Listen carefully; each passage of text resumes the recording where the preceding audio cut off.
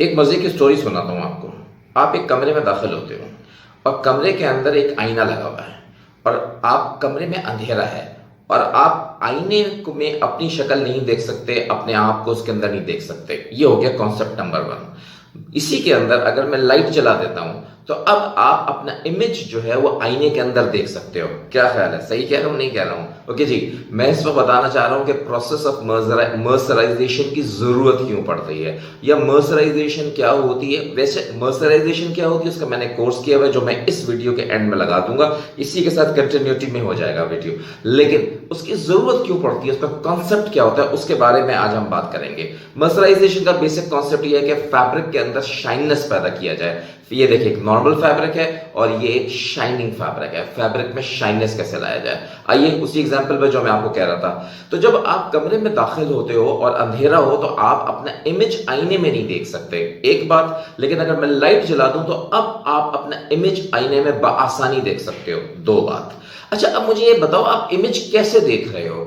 जब आईना तो वही है, आप भी वही हो, तो फिर अंधेरे में क्यों नहीं देख पा रहे थे और उजाले में क्यों देख पा रहे हो? एक्चुअली जब लाइट पड़ी आईने पे, गौर से सुनना, लाइट पड़ी आईने पे तो आप तो वो रिफ्लेक्ट करके आपके आंखों में आई और आपको वो इमेज नजर आया। ये है कॉन्सेप्ट नंबर वन। जब अंधेरा था तो लाइट नहीं थी, जब लाइट ही नहीं पड़ी तो आपको कुछ नजर नहीं आया। ये है कॉन्सेप्ट नंबर टू। तो बेसिकली कॉन्सेप्ट ऑफ लाइट बताना चाह रहा हूं। बिल्कुल इसी तरह अगर आईना थोड़ा धुंधला है, उसमें ग्रीस लगी हुई है, तो लाइट जो है उससे टकराएगी तो लेकिन टकरा के सही तरह रिफ्लेक्ट नहीं करेगी, इसलिए आपको धुंधला नजर आएगा। इसी लाइट को मैं ऑफ कर दूं, अब भले उसमें तेल या ग्रीस लगा हो, आपको कुछ नजर नहीं आएगा। कॉन्सेप्ट समझ आ रहा है? अब मैं आपको लेके आता हूं इस कॉन्सेप्ट के ऊपर कि फैब्रिक में शाइननेस कैसे आती है। एक कमरे में आप घुसते हैं और आपके लाइट ऑफ है, उसमें व्हाइट रंग की बेडशीट या कोई भी बेडशीट बिछी हुई है, तो आपको कुछ नजर नहीं आएगा, बेडशीट भी नजर नहीं आएगी, उसका कलर भी नजर नहीं आएगा, क्योंकि कमरे में अंधेरा है। जैसे ही आप लाइट ऑन करते हैं, लाइट रिफ्लेक्ट करती है बेडशीट से और आपकी आंखों को लगती है, तो आप बताते हो ये बेडशीट है। यहां तक समझ आ गया? 2 मिनट के लिए सोचो आपकी अब मेरा जो कॉन्सेप्ट मैं आपको लेकर आना चाह रहा हूं, द कॉन्सेप्ट बिहाइंड दिस, कि शाइननेस कैसे आती है। ये जो मॉलिक्यूल होता है कपास का, अच्छा, मॉलिक्यूल के ग्रुप ऑफ एटम्स जो है मिला के एक मॉलिक्यूल बनता है। यार आपने बेसिक केमिस्ट्री और बेसिक फिजिक्स में नहीं जाऊंगा, ठीक है ना, ये बिल्कुल बुनियादी चीज है। जो मॉलिक्यूल होता है, उस मॉलिक्यूल की, जो कपास का जो मॉलिक्यूल या सेल होता है उसका, उसकी जो वॉल होती है, वॉल मतलब जो उसकी स्किन होती है, जैसे ये मेरी स्किन है, तो उस मॉलिक्यूल की स्किन बीन शेप की तरह होती है, इस तरह से होती है, ठीक है। अब बहुत सारे मॉलिक्यूल्स जब मिल जाते हैं तो उससे कपास बन जाती है। ये तो यहां तक तो मेरा ख्याल आपको समझ आ रहा होगा बात।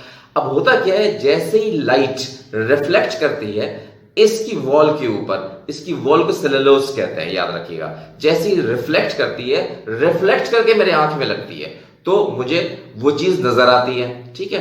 लेकिन बहुत सारी लाइटें जो इससे रिफ्लेक्ट नहीं करती, जैसे ये आड़े टेढ़े ऊपर नीचे पड़े होते हैं, आपको नजर आ रहे हैं, तो लाइट इनके अंदर घुस जाती है। Light instead of reflection reflect करे, वो इनके अंदर घुस जाती है, इसलिए मुझे उसमें बहुत ज्यादा शाइननेस नजर नहीं आती। 2 मिनट के लिए सोचो कि अगर मैं ये बीन शेप की साइड शेप को चेंज करके गोल शेप कर दूं या ओवल शेप कर दूं, इसकी हर तरह से कर दूं, तो अब जहां से भी लाइट पड़ेगी वो रिफ्लेक्ट करेगी, अंदर नहीं घुसेगी। जो अंदर भी घुसेगी वो पहले सेल को, दूसरे सेल को छोड़ के तीसरे से रिफ्लेक्ट कर जाएगी, चौथे से रिफ्लेक्ट कर जाएगी, लेकिन अंदर नहीं घुसेगी। बीन शेप में क्या होता है, वो अंदर घुसती है और अगर रिफ्लेक्ट भी करती है तो वापस रिबाउंड कर जाती है, लेकिन इसमें हर सूरत में वो बाहर निकलेगी।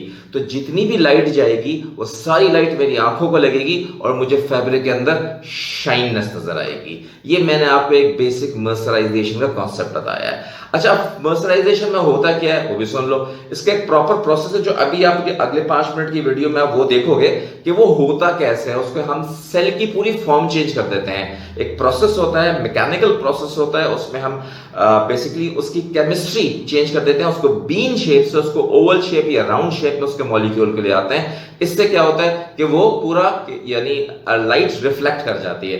गाइस, ये मेरा यूट्यूब का चैनल है, इसे क्या करना है, लाइक करना है, सब्सक्राइब करना है, दोस्तों मुझे मशहूर करना है। अभी 5 मिनट की और वीडियो देख लो आप, इसके अंदर आपको मर्सराइजेशन का टेक्निकल प्रोसेस बताया जाएगा कैसा होता है। ओके गाइस, मेरे इस पर कमेंट्स करके जरा बताया करो भाई कि कैसी वीडियो बनाई है, कैसा लग रहा हूं मैं, ठीक है। ओके जी, अपना खास ख्याल रखें। अल्लाह।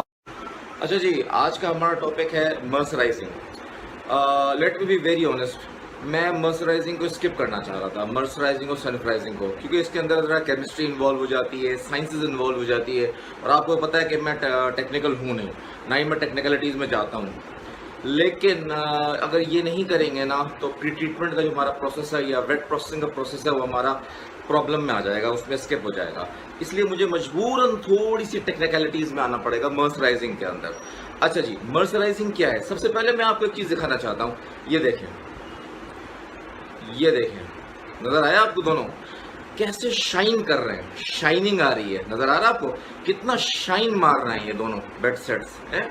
ये जो शाइननेस आती है ना, शाइननेस, ये शाइननेस कोई आम प्रोसेस से नहीं आती। इसके लिए एक प्रोसेस है जिसे मर्सराइजिंग कहते हैं। लेकिन मर्सराइजिंग के प्रोसेस के लिए करना क्या पड़ता है? पूरी की पूरी केमिस्ट्री चेंज करनी पड़ती है। जो बेसिक केमिस्ट्री होती है ना, मॉलिक्यूल्स केमिस्ट्री, सेल, सेलुलोज जो होता है ना, ये सब का सब चेंज करना पड़ता है, और उसको आर्टिफिशियली चेंज करते हैं। यूजुअली कॉटन फाइबर या कॉटन फैब्रिक्स के अंदर ये बात मैं कर रहा हूँ मैं आपके। अब होता क्या है, इसको जरा समझ लें। सबसे पहले जो इसका बेसिक सेलुलोज होता है, पहले तो आप पता है ना आपको, ये हर चीज़, इंसान है या आपके प्लांट्स हैं, जानवर हैं, सब सेल्स हैं, इसके अंदर सेल से बने हुए हैं।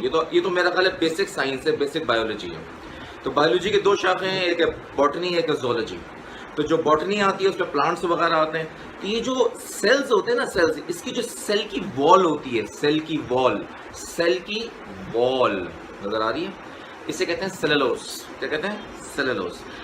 ये जो है ना, जो कपास होती है, कपास की एक्चुअली शेप ये होती है, देखें, इसे कहते हैं बीन शेप। ये जो बीन्स होते हैं ना, ये बीन शेप होती है एक्चुअली। अब इस शेप में इसके अंदर वो लस्टर या वो शाइननेस या वो खूबसूरती नहीं आती, या डाइज जो होती हैं वो इस तरह पेनिट्रेट करना या चिपकना या एडहेयर करना उसमें नहीं होता, कि अगर इसकी हम शेप चेंज करें तो बहुत फर्क पड़ सकता है। तो हम इसकी बेसिक केमिस्ट्री चेंज करते हैं। इसमें हम क्या करते हैं कि इसको कुछ देर के लिए हम एक केमिकल प्रोसेस से गुजारते हैं। मेरा ख्याल है वो भी कास्टिक ही होता है, लेकिन अगर मैं गलत नहीं हूँ यार, ये पता नहीं 20-22 साल पहले के एक्सपीरियंसेस हैं। सोडियम हाइड्रोक्साइड, याद आ गया, सोडियम हाइड्रोक्साइड में कोई 4-5 मिनट के लिए इसको डिप करते हैं। हाँ, याद आ गया। और जब सोडियम हाइड्रोक्साइड में इसको डिप करते हैं तो इसके जो स्ट्रक्चर है ना, जो सेल का स्ट्रक्चर है, वो चेंज होना शुरू हो जाता है। पहले ये ऐसा होता है, ये देखो, पहले ये ऐसा बीन शेप होता है, फिर ये थोड़ी देर में ये ऐसा हो जाता है, फिर ये ऐसा हो जाता है, फिर ये ऐसा हो जाता है, ठीक है ना। ये अपना स्ट्रक्चर चेंज करता है। ये नीचे पट्टा देखो जो मैंने बनाया है, इस पट्टे में देखो कैसे स्ट्रक्चर चेंज कर रहा है। फाइनली ये अपना स्ट्रक्चर ऐसा कर लेता है, नजर आ रहा है आपको? ये देखें। और ओरिजिनली कैसा होता है? ये ऐसा होता है। अब ये क्या होता है, ऊपर से थोड़ा सा गोल हो जाता है, बीन शेप जो होती है अपनी खत्म कर देता है। अब ये गोल हो जाता है, गोल, ठीक है ना।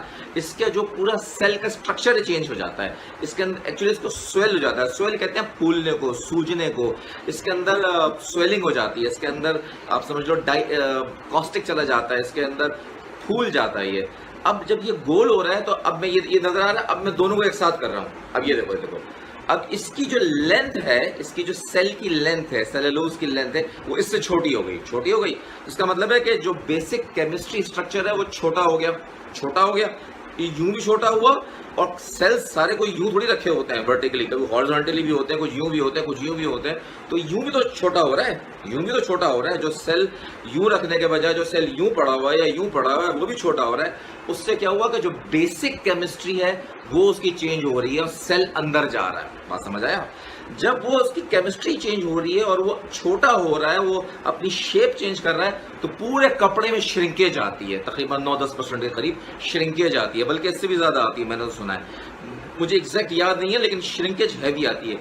इस श्रिंकेज को बचाने के लिए इस तरह की, ये देख रहे हो, बेल्ट, इस बेल्ट पे इसको खींचा जाता है ताकि श्रिंक ना हो। इसमें इतनी हैवी, देखो आप उसका पूरी केमिस्ट्री चेंज कर रहे हो, आपने उसका पूरा सेल का स्ट्रक्चर चेंज कर दिया, आपने उसका पूरी बायोलॉजी चेंज कर दी, तो जाहिर बात है उसके जिसामत पर यकीनन फर्क आना चाहिए, कॉमन सेंस की बात है। तो वो श्रिंक मारता है कपड़ा बहुत ज्यादा। उस श्रिंकेज को कंट्रोल करने के लिए आप उसे खींचते हो, इस तरह कन्वे, ये बेल्ट्स लगी हुई ना, देख रहे हो, इस तरह से खींचते हो, उसको खींच के रखते हो। तो इससे क्या होता है, अब जब इसके अंदर अपनी शेप चेंज की, बीन शेप से ये इस शेप गोलाई में आया, तो इसके अंदर लस्टर आना शुरू